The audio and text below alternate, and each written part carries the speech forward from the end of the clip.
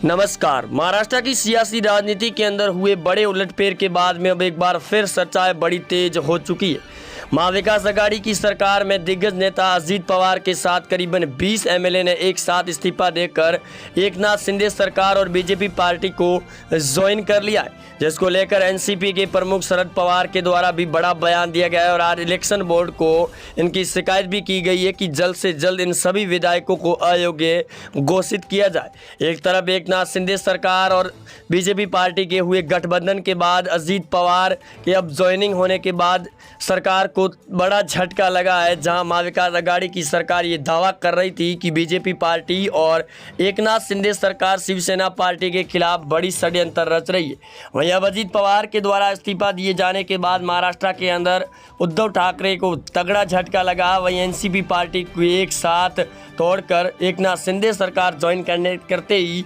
अजीत पवार को उप मुख्यमंत्री भी बना दिया गया है महाराष्ट्र के अंदर। जब महाराष्ट्र के अंदर बीजेपी पार्टी के दिग्गज नेता देवेंद्र फडणवीस पहले से ही उप मुख्यमंत्री और अब अजीत पवार को भी मुख्यमंत्री बनाए जाने के बाद में संजय राउत और उद्धव ठाकरे ने एक बार फिर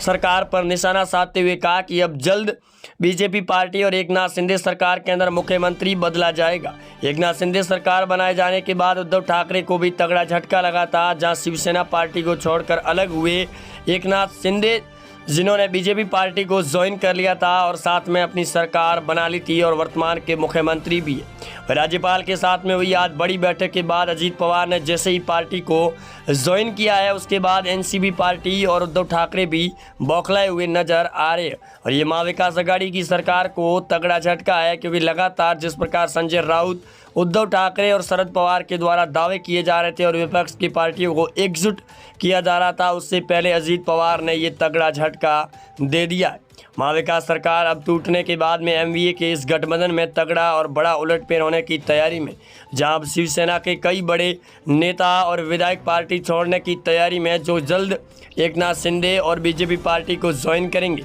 वहीं अब देखना ये बड़ा दिलचस्प होगा महाराष्ट्र की सियासी राजनीति के अंदर, क्या अब और भी ऑपरेशन लोटस चलाएगी बीजेपी पार्टी, क्योंकि अब अमित शाह और देवेंद्र फडणवीस के साथ में हुई बड़ी बैठक के बाद कुछ और भी बड़े फैसले हो सकते हैं महाराष्ट्र की राजनीति के अंदर। एकनाथ शिंदे के साथ साथ एक बार फिर देवेंद्र फडणवीस मुख्यमंत्री बनाए जाने की कयास लगाई जा रही है शिवसेना पार्टी के द्वारा। उद्धव ठाकरे ने सावधानी